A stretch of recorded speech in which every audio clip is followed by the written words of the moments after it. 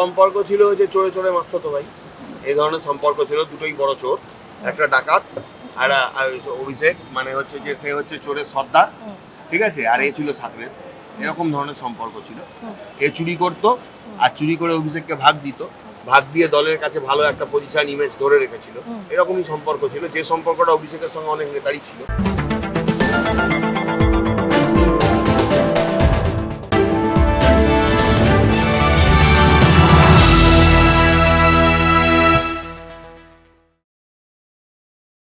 তিন প্রভাবশালী বিধায়ক গ্রেফতার, ইডি তলবের মুখেও পড়তে হয়েছে তাদের। কিন্তু কেন এই তিন হেভিওয়েট তৃণমূল নেতার গ্রেফতার হওয়ার কারণ কি? সিন্ডিকেট, তোলাবাজি, নাকি অন্য কোনো কারণ? কি সম্পর্ক এই তিন হেভিওয়েট নেতার মধ্যে? শুনে নেব বিশিষ্ট আইনজীবী শ্রমিক বাগচির কাছে। সব্যসাচী দত্ত, সুজিত বোস, এদের মতন দাপুটে টিএমসি নেতারা সব অ্যারেস্ট হয়েছে। সব্যসাচী এরা রাজারহাট, নিউ টাউন, সাউথলেকে বিশালভাবে, দেবরাজ অ্যারেস্ট এখনো হয়নি যদিও, কিন্তু এরা ওখানে বিশাল তোলাবাজি করতো। আমি আপনার কাছ থেকে জানতে চাইবো এই সিন্ডিকেটটা কিভাবে অপারেট করতো, এই সিন্ডিকেটটা অপারেট কিভাবে করতো? অপারেট লোকাল ছেলেদের দ্বারা অপারেট হতো। লোকাল ছেলেরা সেখানে বসে থাকতো, কার কোথায় কবে বাড়ি করতে হবে, কার কোথায় কোন কাজ হচ্ছে, কোথায় ফ্ল্যাট হবে, ঠিক আছে, কে কোথায় ব্যবসা করছে, সব কিছু তারা খোঁজ খবর রাখতো। সেই সিন্ডিকেটগুলোর খোঁজ খবর পার্টি অফিসের মাধ্যমে আসতো এবং পার্টি অফিসের ছেলেরা সেখানে বসে থাকতো, পার্টি অফিস জানাতো। কালকে তো আপনি দেখছেন তো, ওই যে একজন ব্যবসায়ী, তিনি যে অভিযোগ করেছিলেন যে প্রথমে 2 লাখ টাকা, তারপরে তাকে বলা হলো 1 কোটি টাকা দিতে হবে, অমুক ডেটের মধ্যে দিতেই হবে, না হলে আপনার হাল খারাপ করে দেবো। উনি যখন বললেন যে আমি মুখ্যমন্ত্রীকে জানাবো, তখন বলছে মমতা এখানে কিছু করতে পারবে না। নাম নিয়ে কথা বলছে সব্যসাচী দত্ত, সেই বক্তব্য ভাইরাল হয়েছে। এই বিজনেসম্যানটা কে?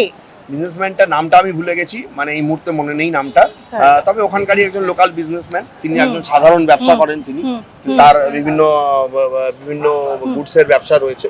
তিনি বলছিলেন তার অভিযোগ, এবং পুলিশের কাছে তিনি যে অভিযোগ করেছিলেন সেই অভিযোগপত্র কপিও তিনি মিডিয়াকে দেখিয়েছেন, কিন্তু হচ্ছে যে পুলিশ তখন কোনো ব্যবস্থা নেয়নি, এটাও তিনি বললেন। শ্রমিকদা, সব্যসাচী দত্ত আপনি বললেন কনস্ট্রাকশনের থ্রু দিয়ে তোলাবাজি করতো, তাছাড়া আর কোন কোন জায়গা থেকে উনি তোলাবাজি করতেন? সেটা কি কোনো পুজো, কোনো এরকম ধরনের জায়গা থেকে উনি তোলাবাজি করতেন? কারণ অভিষেক ব্যানার্জি, আর এটাও একটু দর্শকদের সামনে আপনি তুলে ধরুন যে অভিষেক ব্যানার্জি শোনা যাচ্ছে সব্যসাচী দত্তর সাথে অতপ্রতভাবে জড়িয়েছিল। কিভাবে জড়িয়েছিল, কিরকম সম্পর্ক ছিল অভিষেক ব্যানার্জি এবং সব্যসাচী দত্তর মাঝখানে?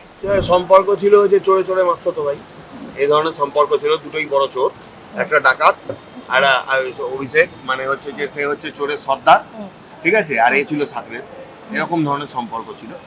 এ চুরি করতো আর চুরি করে অভিষেককে ভাগ দিত, ভাগ দিয়ে দলের কাছে ভালো একটা পজিশন ইমেজ ধরে রেখেছিল, এরকমই সম্পর্ক ছিল। যে সম্পর্কটা অভিষেকের সঙ্গে অনেক নেতারই ছিল। যারা যারা চুরি ভালো করেছে, যারা যারা ভাগ অভিষেককে ভালো দিয়েছে, তারা ভালো নেতা। তাদের বারবার তারা টিকিট পেয়েছে, বারবার তারা দলের আস্থাভাজন জায়গায় রয়েছে।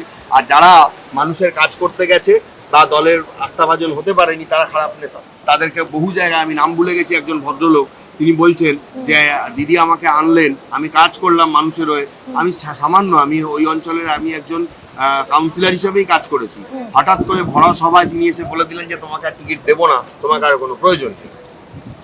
বলছে তাহলে আমি যা কাজ করেছি, এলাকার লোকের কাছে জিজ্ঞেস করুন, বিগত 10 বছরে কেন সিপিএম সময়ও এরকম কাজ হয়নি। তাহলে কে অভিযোগ করলো যে আমি কোনো কাজ করি? জনগণ তো করবে না। তো এইরকম ধরনের ছিল। এই যে তৃণমূলে যে বলতো না গোষ্ঠীদ্বন্দ্ব, সেই গোষ্ঠীদ্বন্দ্ব ছিল। আর সব থেকে বড় ব্যাপার হচ্ছে যে তৃণমূলের মধ্যে একটা প্যারালাল তৃণমূল এরা চালাতো। অভিষেক, সব্যসাচী, এইসব তো চিডিংবাজ গুলো চালাতো। এবং যদি এখনো পড়ে রয়েছে অভিষেককে নিয়ে, আমি এটাই বলবো, ঋতব্রত অলরেডি অন্য একটা দল গঠন করেছে এবং তার সঙ্গে ফিরাদও পর্যন্ত চলে গেছে, বহু বিক্ষুব্ধ এরাও চলে গেছে, তারা হচ্ছে এমএলএ হোক, এমপি হোক, তারাও সেখানে চলে গেছে। কাজে সেই পরিস্থিতিতে দাঁড়িয়ে এখনো যদি আপনি সেইটাকে আঁকড়ে ধরে থাকেন, এবং দেখুন আইনের শাসন প্রতিষ্ঠিত হয়েছে পশ্চিমবঙ্গের মানুষ, আমি বলবো আমরাও দেখি, পশ্চিমবঙ্গের মানুষ গত 34 বছরে সেরকম ভাবে আইনের শাসন দেখেনি এবং 15 বছর তো একটুও দেখেনি। এখন কিন্তু আইনের শাসন প্রতিষ্ঠিত হয়েছে। আমার একটা জিনিস ভালো লেগেছে, পুলিশকে যে নির্দেশ দেওয়া হয়েছে যে কেউ কিছু গন্ডগোল করলে শুধু গ্রেপ্তার করা নয়, কেউ যদি আপনার থানা ভাঙচুর করে, সরকারি কোনো সম্পত্তির ক্ষতিগ্রস্ত করে, তাহলে তার সম্পত্তি থেকে সেইটাকে ভাগ করা হবে, মানে তার সম্পত্তি ক্রোক করে সেই টাকা উদ্ধার করা হবে।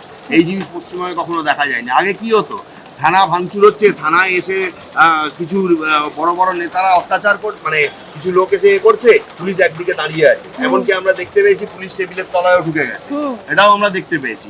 সেই দিন কিন্তু আর নেই, এটা বুঝতে হবে। এবং পুলিশকে এই ফ্রি হ্যান্ডটা দেওয়া হয়েছে বলেই এই যে এদের বিরুদ্ধে যত অভিযোগ, এই অ্যারেস্ট গুলো কারা করছে? সিবিআই সিআইডি করছে না, এই অ্যারেস্ট গুলো পশ্চিমবঙ্গ পুলিশ করছে, এলাকার পুলিশ করছে। যাদের কাছে অভিযোগগুলো ছিল তারা করছে। ওই ব্যবসায়ীর যে অভিযোগ ছিল, সেই অভিযোগ উনি বলছেন 2018 সালে আমি অভিযোগ করেছি, 17 সালে আমি অভিযোগ করেছি, পুলিশ কোনো অভিযোগই নেয়নি। আমি পোস্ট করে অভিযোগ করেছি, কোর্টে মামলা করেছি, কোর্ট বলেছে এফআইআর রুজু করতে, তাও পুলিশ কিছু করেনি। আজকে সেই অভিযোগের ভিত্তিতে সেই কেসে আজকে এই ধরনের ঘটনা ঘটানো হচ্ছে। এই পুলিশ আজকে এই স্টেপ নিচ্ছে।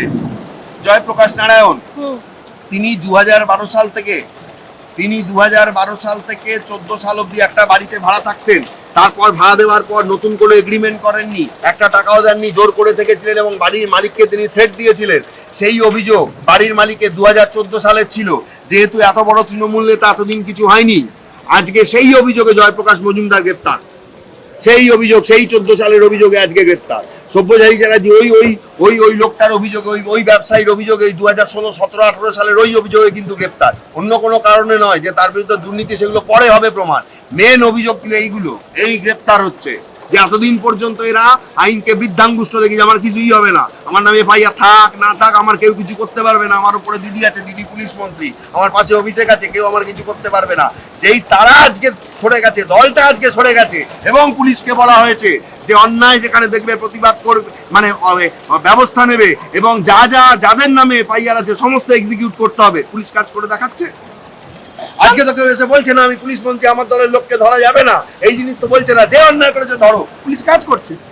এই এফআইআর, এগুলো এই এফআইআর এ আজকে অ্যারেস্ট হয়েছে, পুরনো এফআইআর এর অ্যারেস্ট হচ্ছে।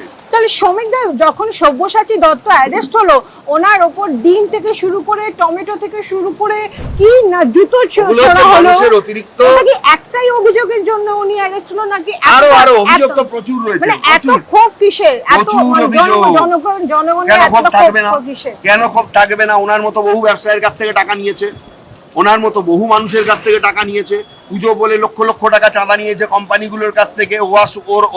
ওরার অঘোষিত আর একটা দাদা না বাবা সুজিত বোস, দুজনেই টাকা নিয়েছে, ঠিক আছে? তাহলে কেন ক্ষোভ থাকবে না সাধারণ মানুষের? তোর বাবার সম্পত্তি, লোকের সম্পত্তি লোক করবে, প্রমোটার একটা প্রমোটিং করবে, তোকে টাকা দিতে হবে। তুই কে হরিদাস পাল? তোর অভিষেক কে হরিদাস পাল? তোর অভিষেক একটা জুতোখোর, চিটিংবাজ, পচা ডিম খাচ্ছে, এখন লোকের জুতো পেটা খাচ্ছে, তোরা জুতো পেটা খাচ্ছিস, তোদের কোনো মান সম্মান আছে? জেলে চলে গেছি, আরো যাবি।